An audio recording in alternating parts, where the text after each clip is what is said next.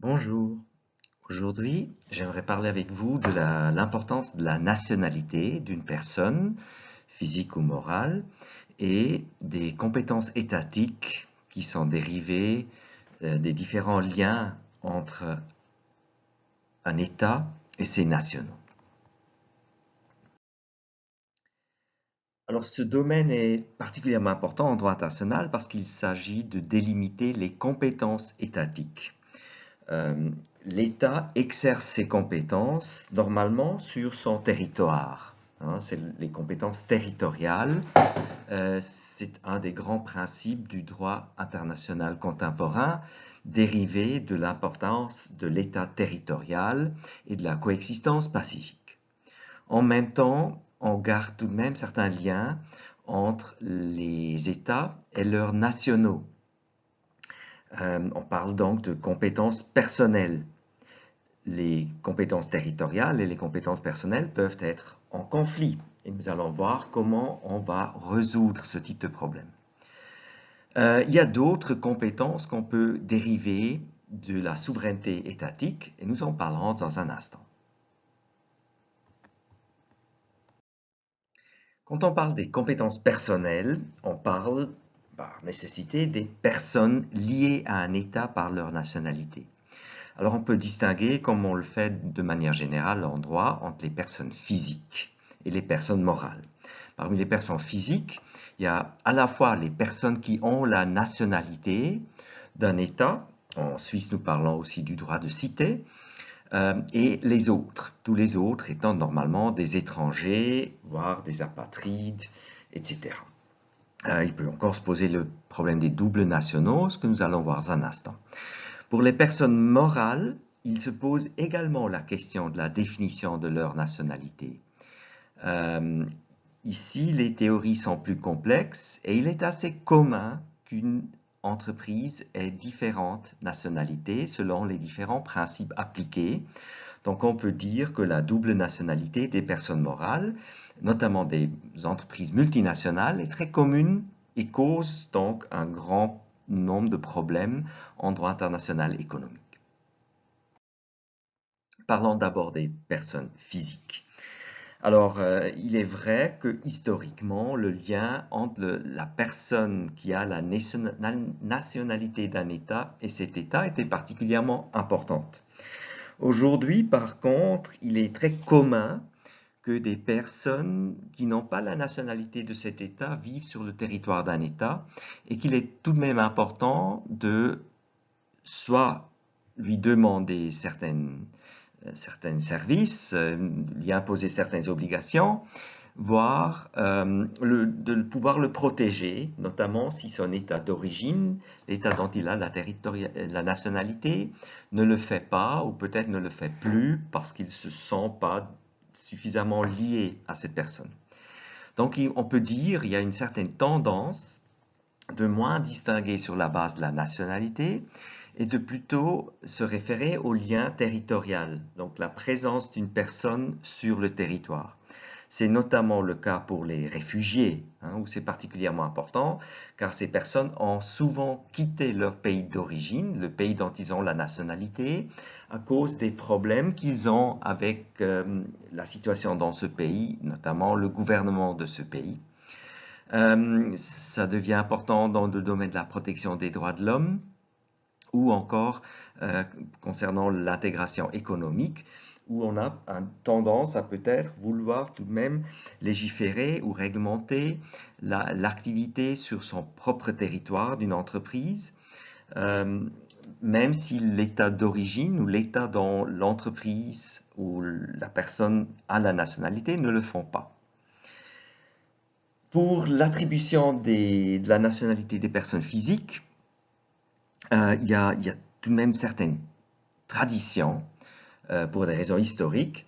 On distingue normalement entre le jus sanguinis, c'est-à-dire il y a un lien familial, ce qui peut déjà causer des problèmes. Est-ce que c'est que la mère? Est-ce que c'est que le père? Est-ce qu'on peut obtenir la nationalité des deux? Etc., etc. Il y a aussi le principe du jus solis, c'est-à-dire d'accorder la nationalité à une personne physique à cause du fait de sa naissance sur le territoire de l'État. C'est une tradition qu'on connaissait notamment dans les pays qui, qui connaissaient une forte immigration, souvent européenne, au XIXe siècle, par exemple les États-Unis. Pratiquement tous les systèmes du monde connaissent la possibilité de la naturalisation, donc l'obtention de la citoyenneté, du droit de cité par un acte légal, administratif. Et il y a aussi toute une discussion concernant la perte de la nationalité dans tous les systèmes nationaux. Éventuellement aussi la réintégration dans la nationalité, si une personne a perdu sa nationalité à un moment donné et aimerait de nouveau l'obtenir. Ces questions se posent par exemple aujourd'hui dans le cas de la lutte contre le terrorisme où certains États notamment pensent que certaines personnes ne méritent plus leur propre nationalité et notamment, c'est le cas de doubles nationaux, où on trouve que les personnes ont commis des faits qui cassent un peu ce lien naturel entre l'État et la personne. C'est extrêmement controversé et dangereux parce que nous allons voir, bien sûr, que la perte de la nationalité peut entraîner un grand nombre de désavantages. Alors en Suisse, l'essentiel de ces théories et de cette coordination interétatique se fait par la loi fédérale du 29 septembre 1952 sur l'acquisition et la perte de la nationalité. Donc c'est du droit national, mais si vous voulez, c'est un exemple idéal pour montrer qu'on s'inspire tout de même des principes et des règles qui facilitent la coordination internationale et qui tiennent compte du fait que les personnes physiques, dans ce cas, sont mobiles et qu'on ait besoin de tenir compte aussi des intérêts de l'étranger. Alors en Suisse, on peut dire que encore aujourd'hui, l'idée fondamentale, au moins en théorie, c'est l'obtention de la nationalité par filiation. Donc on peut parler du jus sanguinis. Ça devient clair et c'est déjà exprimé par l'article 1er de cette loi. Tout de même, il y a aussi des exceptions. L'article 6 concernant l'enfant trouvé, l'enfant de filiation inconnue trouvé en Suisse, acquiert le droit de cité du canton dans lequel il a été exposé et par là même la nationalité suisse. Donc là où on voit ce lien territorial, on peut considérer ceci une expression du principe du jus soli, même en droit suisse. Et l'article 12 parle de la naturalisation, qui bien sûr, sur le plan politique, est extrêmement controversé, pratiquement dans tous les pays, mais particulièrement en Suisse. Alors, la double nationalité peut dériver de cette coexistence. L'exemple le plus simple, c'était une personne ayant la nationalité suisse par filiation, née aux États-Unis, qui obtient la nationalité selon le principe du jus soli. Alors là, vous avez des doubles nationaux. Historiquement, l'idée des États égaux et la volonté de délimiter clairement la souveraineté des États et leur lien, le lien entre ces États et leurs nationaux faisait que beaucoup d'États essayaient d'éviter la double nationalité. Et encore aujourd'hui, vous trouvez tout de même un débat politique important qui n'est pas favorable à la promotion de la double nationalité. En même temps, on s'est rendu compte qu'avec la migration accrue des dernières années, cela peut aussi avoir des avantages. La personne aimerait peut-être garder des liens avec l'État, par exemple de ses parents, pour des raisons culturelles, familiales, et en même temps aimerait avoir un lien avec l'État dans lequel cette personne vit et où elle aimerait être peut-être actif, aussi sur le plan politique. c'est dû c'est une solution à ce problème de l'exclusion des étrangers de participer à la vie politique d'un pays. Alors ici, un exemple pour cette nouvelle tendance de plutôt faciliter l'accès à la double nationalité se trouve dans un échange de notes entre la Suisse et l'Italie de 1998, pardon, qui prévoit maintenant de faciliter cet accès à la double nationalité, notamment pour le grand nombre d'Italiens qui vit depuis toujours en Suisse, notamment à cette époque, notamment dans les années 50 et 60. Mais il faut dire déjà à la fin du 19e siècle, il y avait une forte immigration de notre pays voisin, de l'Italie, et le statut juridique et politique de ces Italiens en Suisse était débattu. Et on voit ici qu'on voit plutôt favorable l'accès à la double nationalité, au moins entre ces deux nations. Il y a aussi des raisons techniques qui peuvent mener au moins à une certaine coordination des systèmes des pays concernant leurs nationaux. Alors, un effet de la nationalité peut être, dans beaucoup de pays, pour des raisons traditionnelles, que certains nationaux sont obligés de faire du service militaire. En Suisse, par exemple, l'obligation pour les hommes de nationalité suisse, pour le moment, de faire du service militaire. Alors, qu'est-ce qu'on fait avec les doubles nationaux si on veut éviter qu'on les oblige, par exemple, à faire du service militaire dans deux pays? Alors ici, il y a des instruments de coordination. Ici, un exemple de 1959 entre la Suisse et la Colombie concernant le service militaire. Vous voyez ici un engagement de la part de la Colombie de ne pas incorporer dans son armée les personnes qui sont à la fois de nationalité colombienne, selon les lois colombiennes, et de nationalité suisse, selon les lois suisses, lorsque ces personnes démontrent avoir servi dans l'armée suisse. Et il y a une obligation en droit suisse qui correspond à cette exclusion du double service militaire. Alors, quels sont les principes en droit international régissant cette attribution de la nationalité? Alors, il faut dire que essentiellement, on accepte toujours que les États veulent rester relativement souverains quant à l'attribution de la nationalité. Nous avons déjà évoqué que c'est un fait et une situation qui est très, très controversée, qui est discutée avec beaucoup d'émotions.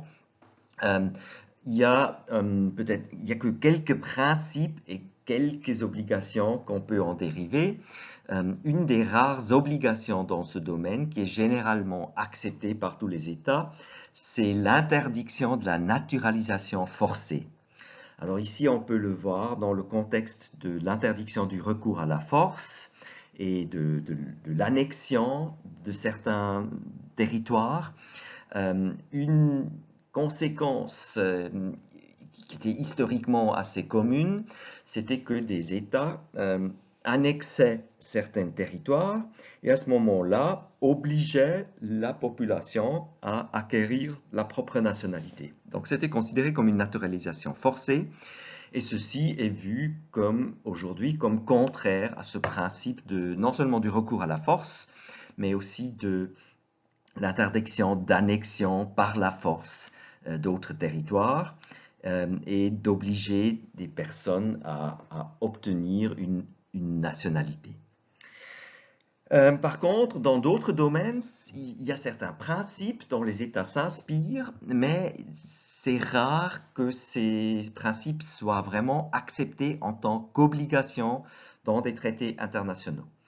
Alors, par exemple, pratiquement tous les États reconnaissent que, en principe, tout individu a droit à une nationalité et que nul ne peut être arbitrairement privé de sa nationalité ni du droit de changer sa nationalité. Donc c'est, par exemple, inclus déjà dans l'article 15 de la Déclaration universelle des droits de l'homme, mais nous l'avons déjà dit, et nous allons en reparler au moment où nous parlerons des droits humains.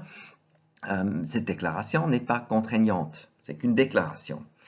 Et ce qu'on peut voir, c'est que beaucoup d'États disent oui, en principe, tout individu devrait avoir une nationalité, mais nous ne sommes pas prêts à accepter que ça soit la nôtre. Donc nous ne nous acceptons pas d'obligation d'octroyer la nationalité à une personne en vertu d'un traité international. Ce qui crée bien sûr un dilemme. Euh, Comment peut-on satisfaire ce principe que chacun ait droit à une nationalité si aucun État ne se voit dans l'obligation d'accorder ou d'octroyer cette nationalité? Alors, aussi en Europe, on a essayé au moins d'encourager les États à veiller à certains principes. De nouveau, c'est essentiellement c'est moins la coordination entre des États souverains et c'est plutôt cette idée que pour garantir les droits humains d'une personne, ben, il faut que cette personne ait une nationalité. Alors en 2000, une convention européenne sur la nationalité a été négociée, mais la Suisse, par exemple, ne l'a toujours pas signée et ratifiée, et beaucoup d'autres États sont dans la même situation pour les raisons politiques déjà évoquées. Tout de même, quels sont les principes et qu'est-ce qui est encouragé au moins par cette convention pour le moment? Euh, il y a un premier principe, chaque individu a droit à une nationalité. Nous l'avons déjà vu. Deuxième principe, l'apatridie doit être évitée. C'est en principe une conséquence du premier principe. L'apatridie a beaucoup de désavantages. Ces personnes ont souvent des problèmes à participer non seulement à la vie politique, où traditionnellement ils sont exclus, mais aussi d'obtenir des autorisations, des permis de séjour, etc., etc. Donc l'apatridie peut constituer un grand désavantage et même et causer d'énormes problèmes pour la personne concernée. Troisième principe, nul ne peut être arbitrairement privé de sa nationalité. C'est vu comme une violation des droits de l'homme ou des droits humains de la personne. Tout de même, on voit ici le terme arbitrairement. Alors actuellement, cette privation de la nationalité est de nouveau fortement discutée, notamment dans le cadre de la lutte contre le terrorisme, je l'ai déjà évoqué, et donc il y a une discussion sur les principes à suivre et les procédures à suivre pour que ça ne soit pas arbitraire, et notamment aussi sur la question si certains États priveraient une personne de sa nationalité si cela la rend apatride. En Suisse, on peut déjà dire ici que la loi en vigueur prévoit que ceci n'est pas acceptable et donc la Suisse ne prive des personnes de leur nationalité suisse que si elles ont encore au moins une autre nationalité. Quatrième principe, ni le mariage, ni la dissolution du mariage entre un ressortissant d'un État partie et un étranger, ni le changement de nationalité de l'un des conjoints pendant le mariage ne peuvent avoir d'effet de plein droit sur la nationalité de l'autre conjoint.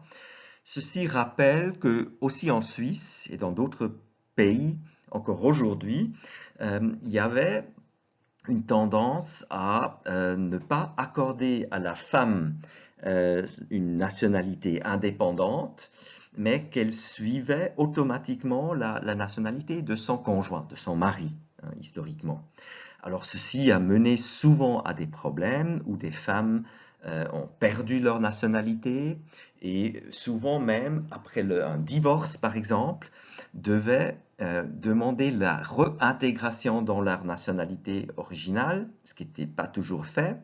Ceci causait aussi souvent des problèmes pour des enfants qui n'avaient pas automatiquement la nationalité de la mère, etc., etc. Donc ici, ce quatrième principe est tout de même un reflet du fait qu'aujourd'hui, on considère que chaque individu, chaque personne a droit à sa propre nationalité qui ne doit pas dépendre de la nationalité du conjoint Et bien sûr, dans le contexte historique, c'était normalement la nationalité de la femme qui était dépendante de la nationalité du mari.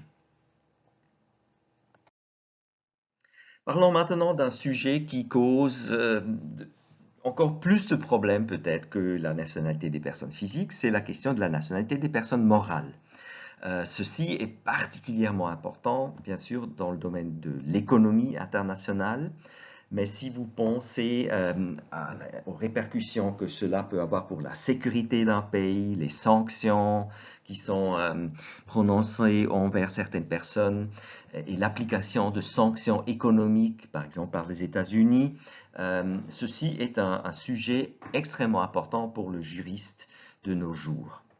Alors pour la nationalité des personnes morales, disons les entreprises, pour simplifier un peu, il existe différentes théories qui sont acceptées. Alors, chez nous, dans la formation des juristes, ces théories sont normalement discutées dans un cours de droit international privé, mais cette distinction est un peu artificielle parce que la question se pose tout de même dans tous les contextes, en droit pénal, en droit civil, en droit administratif. Alors, quelles sont les différentes théories qui s'appliquent normalement? Il existe d'abord un état du droit applicable à l'incorporation. Ceci correspond un peu à la naissance d'une personne physique. Donc là où la personne morale est incorporée, là où une entreprise est enregistrée dans le registre de commerce, par exemple, on dit qu'à ce moment-là, c'est l'endroit de cet enregistrement, de cette incorporation qui détermine la nationalité de l'entreprise. Une deuxième possibilité, c'est de prendre le siège réel. Où est-ce que se trouve le cerveau d'une entreprise, pour ainsi dire. Donc pas seulement une boîte à lettres, un siège fictif, mais un siège réel, ce qui peut déjà être difficile à interpréter et à décider du point de vue juridique. Il faut aussi s'imaginer que des entreprises, par exemple, sont incorporées dans un État et peuvent transférer leur siège. Nous allons voir, la Suisse essaye d'attirer des entreprises étrangères qui viennent s'installer en Suisse et qui créent peut-être un siège réel pour cette entreprise et à ce moment-là deviennent des entreprises suisses. Par exemple à Zug ou à Lausanne, des villes fameuses pour leur cadre légal qui facilite ce type de transfert du siège réel d'une entreprise. Une troisième théorie, c'est ce qu'on appelle normalement la théorie du contrôle. Alors, on se demande, mais qui sont les personnes physiques ou morales qui exercent le contrôle dans une entreprise? C'est-à-dire qui normalement ont une majorité du capital ou encore qui contrôlent l'entreprise, même avec une minorité des actions, par exemple, à cause du cadre légal du contrat qui est à la base de cette entreprise. Alors, cette théorie est plus controversée parce qu'évidemment, elle facilite l'octroi de la nationalité à une entreprise qui, par exemple, est sise à l'étranger et a été incorporée à l'étranger, et le seul lien avec l'État qui octroie la nationalité en appliquant cette théorie du contrôle est qu'il y a un contrôle qui est effectué par des personnes qui elles-mêmes ont la nationalité, par exemple la Suisse. Alors, je l'ai déjà dit, la Suisse est très généreuse quant à l'application de ces théories. Notamment, elle accorde aussi la nationalité normalement en vertu de ce principe de contrôle. Et comment ça se voit? La Suisse a conclu beaucoup de traités bilatéraux dans le domaine des investissements, de la protection des investissements, où elle accorde la protection en vertu de ces traités. Par exemple, le fait qu'une entreprise puisse invoquer les droits des investisseurs présents dans de tels traités, aussi si le seul lien est celui du contrôle.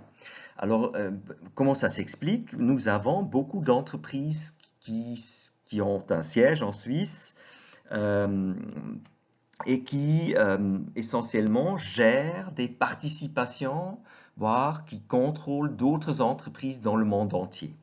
Dans certains cas, on parle ici de compagnie holding, to hold en anglais, tenir, hein. Donc, ils ne font rien d'autre que contrôler des participations dans le monde entier.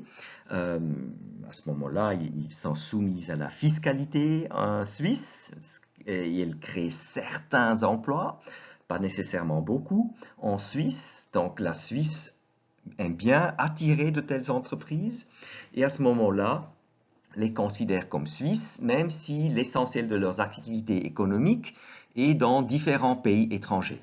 On parle de nouveau de multinationales, ce qui peut créer des tensions avec d'autres États.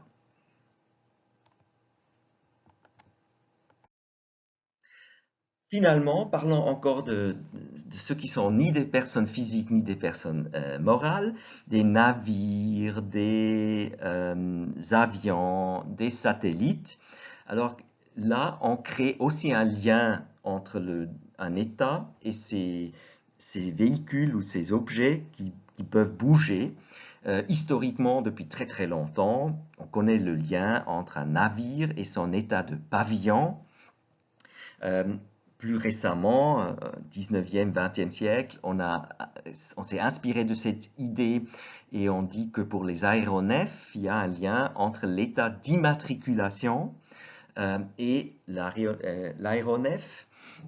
Un exemple, c'est par exemple EasyJet. Vous savez qu'il existe non seulement plusieurs compagnies, hein, il existe par exemple EasyJet Switzerland, qui, elle, enregistre certains de ces aéronefs en Suisse.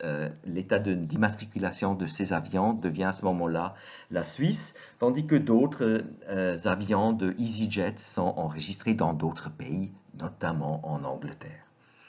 Un des problèmes avec ce lien entre un navire, par exemple, et cet état de pavillon, c'est que, bien sûr, il peut avoir un intérêt à, à- à avoir le pavillon d'un État qui n'exerce pas un contrôle très rigide ou qui est très généreux, euh, non seulement du point de vue fiscal, mais aussi quand il s'agit du contrôle de la sécurité d'un navire. On parle ici souvent de pavillons de complaisance, donc des pavillons qui sont facilement octroyés, qu'on obtient facilement et qui mènent souvent à une situation où le contrôle est absent ou au moins insuffisant.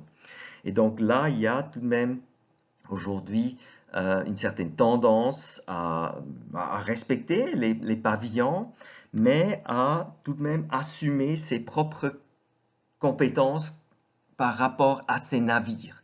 Ça peut être une compétence territoriale en disant certains navires ne peuvent pas, par exemple, pas rentrer dans notre mer territoriale parce qu'on n'est pas sûr que leur état de pavillon les contrôle suffisamment, ou encore un contrôle dans le port, de nouveau, compétences territoriales pour remplacer pour l'absence de contrôle par l'état de pavillon. Donc ici, on peut aussi s'imaginer que ça peut mener à des tensions entre les États concernés, dans ce cas l'état de pavillon et l'état territorial qui exerce sa compétence. Cela vaut aussi pour les aéronefs. Il y a toute une euh, législation et des traités internationaux qui mènent à l'établissement, par exemple, de certaines listes noires, interdiction de voler pour certaines compagnies en provenance de certains États desquels on sait qu'ils ne contrôlent pas suffisamment la sécurité de ces aéronefs.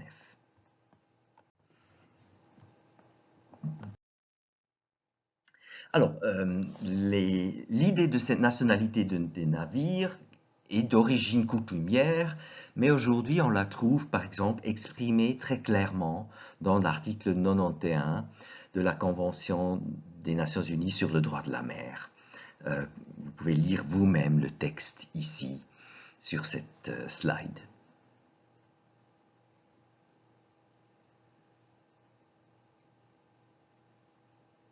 Peut-être juste la dernière phrase. Il doit exister un lien substantiel entre l'État et le navire.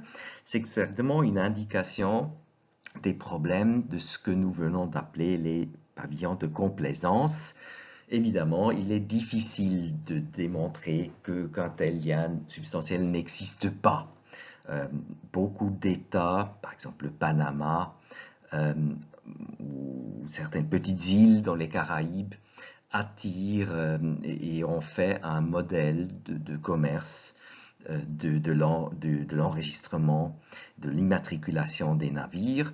Et il y a des discussions, par exemple, dans l'Organisation internationale maritime à ce sujet.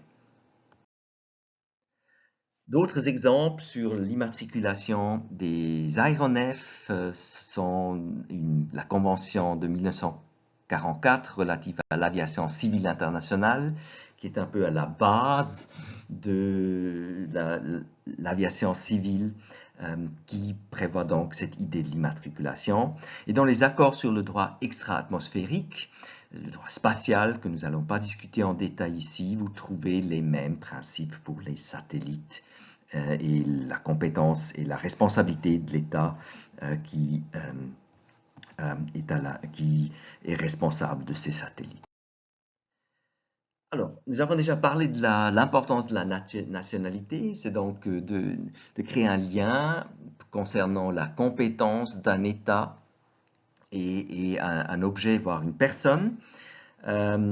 C'est à la fois, ça peut concerner des obligations, nous avons parlé du service militaire. Le plus discuté aujourd'hui, c'est probablement l'obligation de payer des impôts, donc d'être soumis à la fiscalité d'un pays. Ça va si loin qu'aujourd'hui, vous avez des cours spécifiques sur le droit fiscal international. C'est aussi vrai quant au droit pénal, donc être soumis à des obligations en vertu du droit pénal d'un État, où vous avez aussi en droit pénal, normalement, beaucoup de dispositions quant à cette question qui est soumise à l'application du droit pénal d'un État. Il y a aussi des avantages. Le plus important, nous en avons déjà parlé, c'est l'État qui s'engage dans l'intérêt de ses propres nationaux. Il peut aussi le faire pour d'autres personnes, mais nous avons vu que notamment le mécanisme de la protection diplomatique, qui est vraiment accepté en droit international, justifie l'intervention d'États d'origine ou de l'État de nationalité d'un État, tandis que dans les autres cas, les États ont souvent tendance à rejeter toute intervention en disant qu'il n'y a pas de lien suffisant entre la personne concernée et l'État, voire qu'il s'agit d'affaires internes d'un domaine réservé de l'État. Alors, les plus grands problèmes qui dérivent tout de même du fait de cette existence de différents liens entre personnes et États, les deux phénomènes classiques, c'est la question de la double nationalité. Et nous avons vu que là, il existe certains instruments de coordination. Et puis, la question des apatrides, qui, par exemple, n'ont aucun État qui pourrait normalement exécuter la protection diplomatique pour eux. Et là, il y a au moins des tentatives dans des conventions internationales de réduire le nombre de cas d'apatridie, mais nous avons déjà vu ce rejet traditionnel des États d'accepter une obligation d'accorder la nationalité à une personne, même si elle est apatride. On dérive de ces liens, soit de la nationalité, soit de la territorialité, aussi les compétences ou l'exercice des compétences étatiques. Alors, à la base du système actuel reste la compétence territoriale que vous voyez tout de suite dans pratiquement toutes les lois quand on parle du champ d'application. Le point de départ est normalement la compétence territoriale. Ça peut déjà être un peu plus compliqué quand l'origine d'une situation a son origine dans un autre État, que les effets que cette action a, par exemple. Alors là, on a parfois une double compétence, que à la fois l'État duquel, ou sur le sol duquel, ou sur le territoire duquel une action a lieu, se sent compétent, mais aussi l'État sur le sol ou sur le territoire duquel cette action a des effets. Par exemple, dans le domaine du droit de la concurrence, il est possible qu'il y ait un cartel dans l'État A qui fait que les prix dans l'État B sont plus élevés. Concertation entre des exportateurs, par exemple, c'est une des choses qu'on discute beaucoup en Suisse. Si, par exemple, le prix de certains produits est trop élevé, et si à ce moment-là, le législateur suisse peut prendre des mesures parce que le prix élevé est senti par les consommateurs en Suisse. Théorie des effets, la Suisse l'applique, mais bien sûr, ça peut mener à des discussions avec l'État dans lequel ces entreprises sont présentes. Souvent, à ce moment-là, quand il y a ces tensions, on parle des effets extraterritoriaux. Par exemple dans le domaine du droit fiscal, quand plusieurs États se sentent responsables ou compétents pour demander le respect de leur législation fiscale. Une compétence extraterritoriale, on peut dire, qui est acceptée, c'est la compétence personnelle. Alors là, ce lien entre la nationalité que nous venons de voir et l'État est respecté par tous les États. Notamment, il peut s'agir d'une nationalité active. Alors, on justifie qu'on est compétent de régler le comportement d'une personne parce qu'elle a la nationalité de l'État. En droit pénal, par exemple, il existe aussi le principe de la nationalité passive. Par exemple, qu'on applique des dispositions pénales parce que la victime d'un acte est à la nationalité de l'État. C'est certainement quelque chose que vous discutez en droit pénal. Il y a encore d'autres compétences qui peuvent exister, qui sont un peu exceptionnelles. On parle de compétences réelles parfois, quand un État prend des mesures pour sauvegarder l'existence de son État. Par exemple, les services de renseignement, tout ce qui est protection de l'État, cela peut avoir des effets dans d'autres États. Et parfois, il est discuté jusqu'où on peut aller avant de violer la souveraineté d'un autre État. Mais en principe, il est reconnu que l'État prenne des mesures pour protéger son propre territoire et sa propre population, donc l'existence de l'État même. Quatrièmement, une exception qui est de plus en plus discutée aujourd'hui et qui est devenue importante, notamment en vue des violations des droits humains, des violations graves du droit international humanitaire, c'est la compétence universelle. Donc de dire, pour certaines actions, il faut prendre des mesures, notamment des mesures de droit pénal, pour mieux protéger le monde entier et les populations du monde entier contre certains crimes internationaux.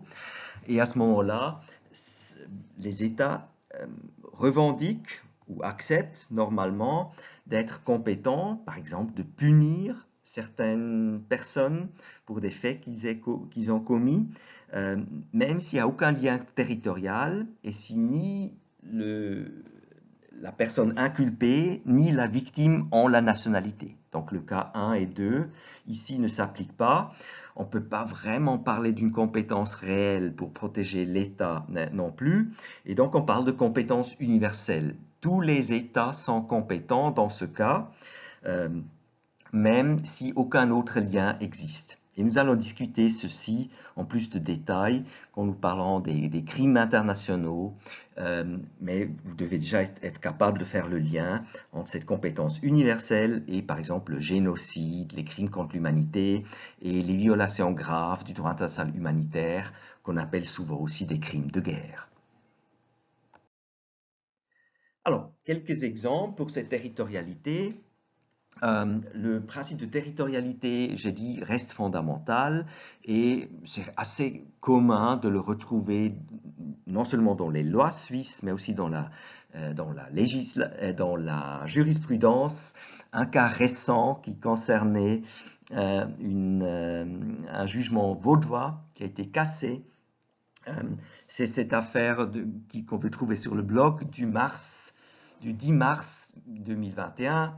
Le tribunal fédéral a mis les points sur les i. Il rappelle l'importance des principes de souveraineté et de territorialité en matière d'enquête pénale. Souligne un des personnes impliquées dans cette affaire. Sauf à violer le droit international, les autorités suisses ne peuvent pas utiliser les preuves qu'elles ont récoltées à l'étranger sans le consentement préalable des États concernés. Alors c'était un cas où on n'avait pas obtenu ce consentement. Ceci est considéré par le tribunal fédéral par une violation de la souveraineté territoriale d'un autre État. Et le tribunal fédéral va si loin de dire qu'à ce moment-là, ces preuves ne peuvent pas être utilisées. Ça, c'est une position très stricte qui s'explique aussi historiquement par le fait que la Suisse, en tant que petit État, veut vraiment souligner l'importance de ce principe de territorialité, car autrement, bien sûr, notamment les grands États, les États puissants, auraient peut-être une certaine tendance, et ont certainement eu par le passé parfois la tendance d'appliquer leurs propres compétences aussi sur le territoire suisse.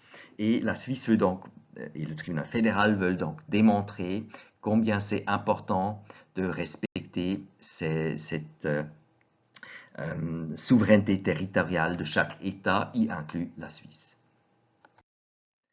D'autres exemples d'extraterritorialité et de discussion quant à ce concept sont importants dans le domaine du droit économique, notamment du droit fiscal, mais aussi au vu des sanctions économiques, je l'ai déjà dit. Par exemple, une autre affaire que vous trouvez sur le blog, que je vous prie d'étudier, c'est PostFinance, qui est tout de même contrôlé par l'État suisse, qui, dans certains cas, a coupé les liens avec certaines entreprises parce qu'elle a peur d'être soumise à des sanctions américaines. Par exemple, des sanctions dans le cadre de la politique américaine concernant le Cuba. Alors, ceci est parfois critiqué. On dit que les embargos, les sanctions américaines aient des effets extraterritoriaux. Le lien utilisé, par exemple, dans ce exemple ici, c'est que les banques suisses, y inclus PostFinance, ont besoin de l'accès au dollar américain. Et déjà, ce lien, du point de vue américain, est suffisant pour soumettre parfois certains intermédiaires financiers à la législation américaine, ce qui va tout de même très loin quand on se rend compte des caractéristiques du système financier et monétaire international. Alors, il y a eu des tendances en Suisse parfois de vouloir prendre plus de mesures étatiques contre cet exercice de compétences qu'on considère un peu excessif parfois.